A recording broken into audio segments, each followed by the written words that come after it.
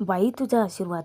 आजच्या भागामध्ये महेश दत्ताकाकाला घेऊन जातो आणि दत्ताकाका दांगटांच्या घरात अवनीचे बेहाल होत आहेत असे तिखट मीठ मिरची लावून दांगटांबद्दल वाईट साईट काहीही सांगून महेशला फितवतो. नमीला परत घेऊन जायला आत्या आलेली असते आणि तिथे आता असं काही एंटरटेनमेंट होतं ना की धोंडी अण्णांनी आत्याची चांगलीच मस्ती जिरवली आहे. त्यातच राजाने स्पेशली अवनीला बांगडे गिफ्ट केलेत आणि त्या इतक्या आवडल्यात. सर्वात महत्त्वाचं म्हणजे अवनी त्या घरात रुळतीये. दांगट कुटुंबाचा तो गोड प्रेमळ स्वभाव तिला भावतोय. आणि आज तर अवनीने कहरच केला आहे. म्हणजे ते आता यशोदाला स्वयंपाकात मदत करणारच आहे. पण या सगळ्यांमध्ये अवनीला दुखवणाऱ्या पाण्याने तिला स्पेशली सरप्राईज गिफ्ट देऊन तिची मनापासून माफी मागितली आणि अवनीने सुद्धा एका सेकंदात माफ केलं आहे. पण आता हे सगळं नक्की घडतंय तरी कसं ते बघणार आहोत. तर त्यासाठी व्हिडिओ शेवटपर्यंत जरूर बघा आणि प्रेक्षकांनो भाग कसा वाटतो ते प्लीज कमेंट करून कळवा.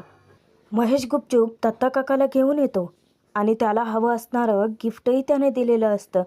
आता ते पाहिल्यानंतर दत्ताकाका इतका भारावून जातो. तो विचारतो की साहेब बोला काय पाहिजे याच्या बदल्यात. महेश सांगतो की मला बातम्या पाहिजेत. आता कुठल्या बातम्या पाहिजेत दत्ताकाका न कळण्याइतपत खुळा तर नाही आहे. तो लगेचच सांगायला सुरुवात करतो की तुमच्या बहिणीचे त्या धोंड्याच्या घरात हाल बेहाल होत आहे. तो तुमच्या त्या जावयाचं ना फ्युचर आहे ना काही वर्तमान. महेश वचकतो की तो काय जावई बिव नाही आहे आपला. अहो तो धोंड्याही तसाच आणि त्याचे पोट्टेही तसेच. नुसतं खायला कारण भुईला भार. एकही कामाचं नाही त्यात. तो मोठा गवंडी काम करतो. तो झिपरा त्याला तर गॅरेजचं काम धड जमतही नाही. आणि या सगळ्याचा युनियन लीडर तुमचा तो जावई म्हणजे तुमच्या बहिणीचा नवरा हो. तो तरी एका बी कामाचा नाही. अहो तो धोंड्या खून करून जेलमध्ये जाऊन आलाय आणि आता काय घर तर लागणारच आहे. अहो रस्त्यावरची राहायची वेळ येईल ना. महेश विचारतो की म्हणजे. दत्ताकाका त्याला खोटं सांगतो की अहो ते राहतं घर आहे ते आमचं घर आहे हो. आमच्या घरावर कब्जा केला आहे त्याने. त्यांच्या विरोधात कोर्टात केस टाकली ना आम्ही आणि ती केस तसं बी आम्हीच जिंकणार आहे. आमच्याच बाजूने निकाल लागणार आहे. मग विचार करा साहेब. अहो त्यांच्यासोबत तुमची बहीण बी रस्त्यावर येईल. महेश त्याला ताकीद देतो की तोंडाला येईल ते बडबडू नकोस. दत्ताकाका सगळं काही वाढवूनच महेशला सांगतो की तो धोंड्या मारहाण पण करतो. तुमच्या बहिणीला पण मारत असेल हो. हे बघा मला पण मारलं. आणि अशा कितीतरी गोष्टी वाढवून त्याला सांगतो आणि त्याच्या डोक्यात विष पेरतो. आता महेशला जी माहिती हवी ती मिळालेली असते. दत्ताकाकाला तो तिथूनच गाडीतून उतरवतो आणि निघून जातो. दत्ताकाका आसुरी आनंद साजरा करतो की धोंड्या तू तुझी सून आणि तुझे पोट्टे आता गेले समधे बाराच्या भावात. इकडे पाण्या जेवला नाही म्हणून अवनीला इतकं टेन्शन आलेलं असतं. पण नमी तिला सांगते की अवनी अगं जास्त लोड नको घेऊ. तू पाण्या एक नंबरचा सर्किटच आहे. त्याला जेवायचं नाही आहे ना तर नको जेवू देत. त्याच्या वाटणीची भुर्जी पण मीच संपवते. आणि जेव्हा ती किचनमध्ये भुर्जी आणायला जाते ना नेमकी तिथे आत्या टपकतेच. आता नमीचे चांगले वाट लागणार आहे. समोर आत्याला बघून अवनी आणि धना दोघांनाही मोठा धक्का बसलेला असतो. नमी येते आणि म्हणते की बघ त्या चिडक्याला नाही ना खायचं. नको खाऊ देत. त्याच्या वाटणीचं पण मीच संपवते. समोरून अवनी धन्या दोघेही खानाखुना करत असतात. धन्या सांगतो की आत्या. नमी म्हणते की झिपऱ्या का बस आत्याची भीती नको दाखवू मला. धन्या विचारतो की अगं पण तुला आत्यानं बघितलं तर. नमी विचारते की कसं बघणार आहे. तिला थोडीच ठाऊक आहे इथं भुर्जी खायला आले मी. अवनी खानाखुना करते पण नमीचं लक्षच नसतं. धन्या विचारतो की आणि जर तिनं बघितलं तर. नमी विचारते की हां तू तर असा बोलतोय की जसं काय ती माझ्या मागेच उभे. नमीच्या वेळेला मागे वळून बघते ना त्यावेळेला तिची अशी घाबरगुंडी उठते ना ती पटकन अवनी आणि धनाच्या मागं जाऊन लपते. आता तिला जाब विचारते की काय गये नमे तुला काय घरी खायला मिळत नाही का. या भिकाऱ्यांच्या दारात कशाला आली. धन्या ताकीद देतो की आत्ते आम्हाला भिकारी बोलायचं काम नाही हा. तुझ्या नमीला जे काही बोलायचं ते बोला आत्ते. आमच्याबद्दल आणि आमच्या घराबद्दल काहीही बोलायचं नाही सांगून ठेवतो. नमी आत्याला सांगते की ए मम्मी, अगं चिडते कशाला एवढी? तुला माहिती आहे का, धोंडीमामाने फुरची केली आहे, कसली भारी लागते, खाऊन बघ थोडी. आत्या ओरडते की तूच खा दुश्मनाच्या घरचं. अगं तुझ्या लग्नासाठी हे घर मिळावं म्हणून भांडू राहिले मी, आणि तू इथं दुश्मनाच्या घरी येऊन जेवत बसते. नमी तिला सल्ला देते की मम्मी, मग एक काम कर, तू यशासोबत माझं लग्न लावून दे, म्हणजे हे घर पण आपलंच होईल. आत्या इतके चवताळून उठते. नमी तिला मस्का मारायला लागते की मम्मी असं नका ना करू, अगे एकुलती एक आहे नमी. आत्या म्हणते की एकुलती एक आहे पण धारचे नाही आहे ना तुम्हाला, आणि हात धुवून तिच्या मागे लागते. आता नमी इतकी घरभर पळत सुटते की मध्ये अवनीचं लोणचं होतं. नमी पटकन धावत सुटते आणि अवनीच्या खोलीत जाऊन लपून बसते. बाहेरून दरवाजा ठोठवायला लागते. नमी गुपचूप बाहेर निघ, नाहीतर मी दरवाजा तोडे ना. नमी म्हणते की मम्मी, मी बाहेर आले तर तू मला तोडशील.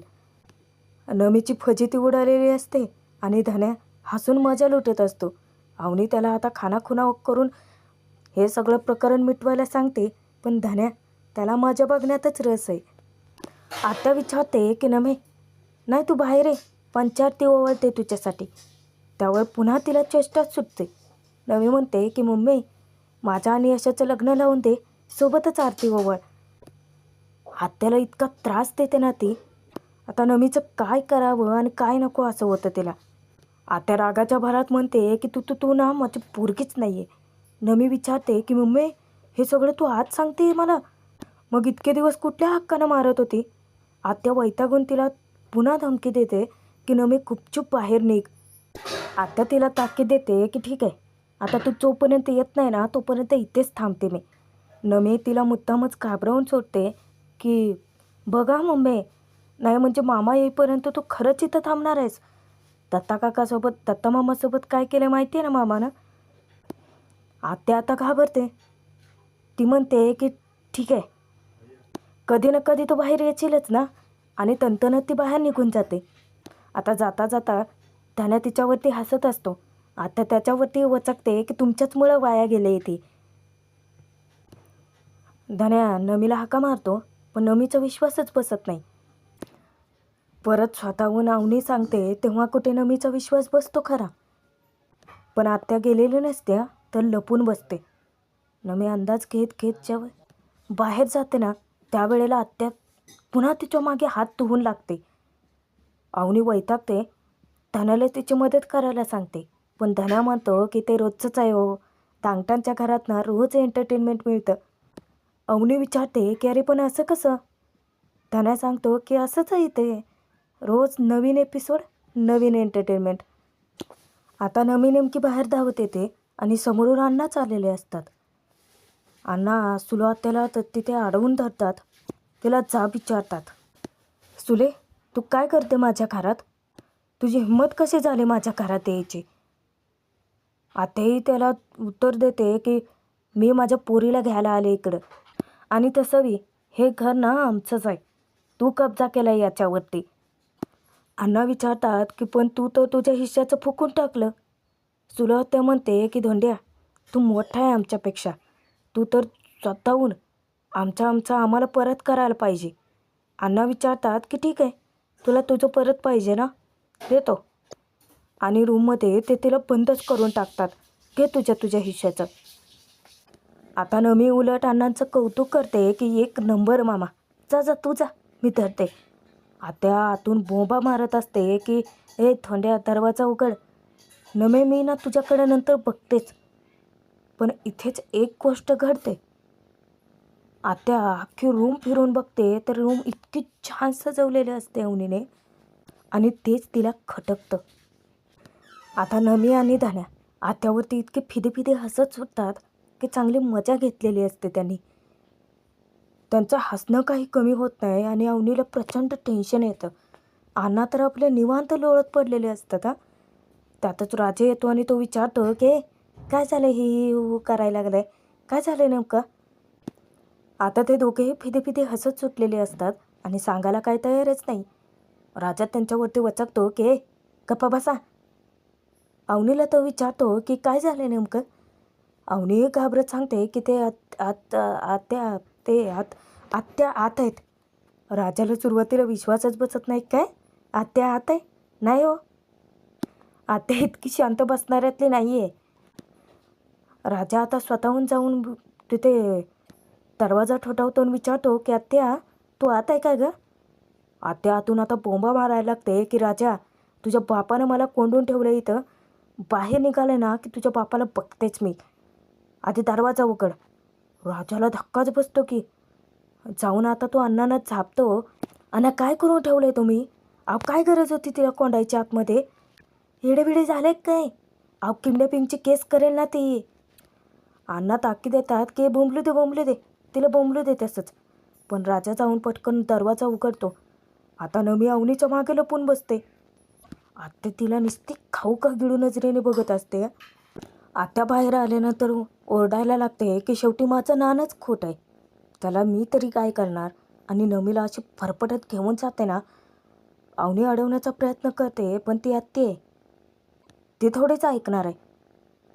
अवनी टेन्शन घेते की नमी त्याला मारणार तर नाहीत ना आत्या. धन्या हसो सांगतो की मारणार हो, असलं बेदम मारणार ना. अहो पण ती नमी आहे, शेवटी ती मांजरीसारखी मागच्या दारानं पुन्हा घरात येणारच आहे. आता इतक्यात राजा खिशात ते बांगडे आणलेले असतात ना ते तिथे ठेवून देतो आणि जाऊन मग तिकडे बसतो. अण्णाही बाहेर जातात. खाता खाता अचानक धान्याचं लक्ष जातं आणि धान्या त्या बांगड्या हातात घेऊन विचारतो की काय राजादा, काय घेऊन आलाय तू. उघडून बघतो तर त्यात असतात बांगड्या. अरे वा, चिवडे नाही मेरा दिल. आणि मुद्दाम तो चिडवायला लागतो. राजा त्याच्या अंगावरती जातो की असं चापटावी ना. धान्या पळत जातो आणि पुन्हा चिडवायला लागतो की बहिणी काय बघा, राजादाने स्पेशली बांगड्या आणलेत तुमच्यासाठी. चिडी नाही, दिले. राजा त्याच्या मागेच लागतो. दाना तिथे बांगड्या ठेवतो आणि सुसाट पळत सुटतो. अवनी ती बांगड्या बघते आणि इतकी चिडते ना राजावरती. आता राजाला दुसरं टेन्शन आलेलं असतं की अवनीला समजवायचं. तो डोक्याला हात लावतो आणि जेव्हा दरवाजा ठोठावून रूममध्ये येतो ना, अवनी त्याच्यावरती प्रचंड फडकते.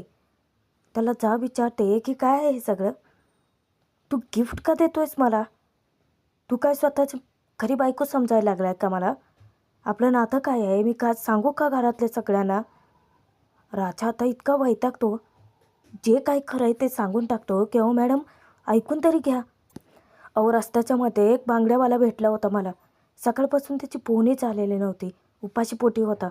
मी त्याला म्हटलं की चहा प्यायला देतो पैसे, पण तो नको म्हणाला.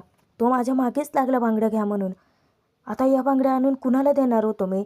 आमच्या घरात दुसरं बाई माणूस आहे का कोणी, म्हणून तुमच्यासाठीच घेऊन आलो आहे. आता घालायचं तर घाला नाही तर द्या फेकून. राजाही चिडचिड करतो. पण आता अवनी चांगलीच वटणीवर येते. उलट तिला इतक्या बांगड्या आवडलेल्या असतात ना, ती म्हणते की फेकून कशाला द्यायच्या.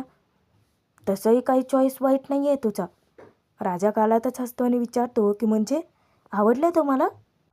अवनी फक्त नंदीबैलासारखी मान डोलावते. पण अवनी राजाला म्हणते की परत असं गिफ्ट वगैरे नाही आणायचं.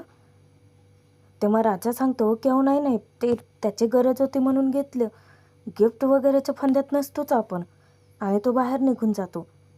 आता त्यानंतर रात्रीच्या वेळी पायल रडतच नमीला फोन करते. नमी तिला समजावते की उगी जाऊ बाई, उगी रडू नका, काय झालं ते सांगा की. पायल तिला रडता सांगते की काय सांगू जाऊ बाई, इकडे दिलाचा दिलभर सगळं गडबड करू राहिला, आता कसं सांगू तुम्हाला. त्यावर नमी म्हणते की कसं म्हणजे, अगं तोंडानं सांग. आता इतका मोठा मेसेज तर तू टाईप नाही ना करू शकत, तोंडानंच सांगावं लागेल. त्यावर ती म्हणते की इकडं माझं हार्ट ब्रेक होऊ राहिलं जाऊ बाई, आणि तुम्हाला किडिंग कसं सुचतंय. नवी म्हणते की किडिंग करतच नाही हो. ती रडता फक्त पानून एवढंच बोलते. नमी म्हणते की अगं पानूच्या पुढे बोल की काहीतरी. पायल म्हणते की जाऊ बाई मी इतकं नाही सांगू शकत, मी तुमच्या घराकडे येऊ राहिले. नमी तिला सांगते की अगं नको घराकडे येऊ नको बाई, अगं इथं मम्मी आहे ना व. पायल म्हणते की जाऊबाई, कशा आहात तुम्ही? तिथे माझं इम्पॉर्टंट होऊ राहिलं का तुमच्या मम्मीचं इम्पॉर्टंट होऊ राहिलं? ते काय नाही, 19 सेकंदात येते मी तिथं. आता रात्रीच्या वेळी यांना मस्त गाणं गुणगुणत असतात. त्यांच्या तालात धुंदीत असतात. अवनीला आवाज येतो आणि अवनी बाहेर येऊन त्यांच्याकडे पाहतच राहते, तेही कौतुकाने. समोर आत्या आणि दत्ता काका बसलेले असतातच, घारीसारखी नजर ठेवून. दत्ता काका आत्याला सांगायला लागतो की सुले, आज हिचा भाऊ भेटला होता, विचारत होता यांच्या घरातली माहिती. मी पण तिखट मीठ लावून सगळं काही सांगितले. अगं देशमाने लय पावरबाज माणसं आहे ती. म्हणजे पैसा तर आहेच त्यांच्याकडे भरपूर, पण मसल पावर पण आहे. आता बघ तू की ते धोंड्या आणि ते धोंड्याची पोरं सगळेच रस्त्यावर येतात की नाही ते. तू कशाला टेन्शन घ्यायला लागली? कसला विचार करतेस एवढा? आता ताडकन उठते आणि सांगायला लागते की ती पोरगी रुळत चालले घरात, जीव लावायला लागले सगळ्या लोकांना. कालपर्यंत घरात पसारा करून राहणारी पोरं आज स्वतःचं घर आवरायला लागलेत. आता जरी भाग संपत असला ना प्रेक्षकांनो, तर पुढे मस्त ट्विस्ट आहे. अवनी उत्साहाच्या भरात यशोदाला म्हणते की यशोदा चला मी तुमची मदत करते, काय काम करू? आणि ती पटकन भाज्या ज्या असतात टोमॅटो मिरची एक एक करत धुवायला लागते. आता राजा तिची चेष्टा करतो की काय आहे, धान्याला मी गंध आणि पावडर आणायला सांगतो. म्हणजे आपण काय करू, या सगळ्यांना तुम्ही आंघोळ घातली तर आहेच, आता आपण मस्त त्यांना पुसू, त्यानंतर गंध आणि पावडर लावून शाळेत पाठवू. त्यावर सगळेजण हसत सुटतात. इतक्यातच पाणी येतो. अवनीचे तो मनापासून माफी मागतो आणि स्पेशली तिला गिफ्ट ती घेऊन आलाय तो. आणि अवनीने एका सेकंदात माफही करून टाकलं. तर प्रेक्षकांनो, कसा होता आजचा भाग ते जरूर कळवा.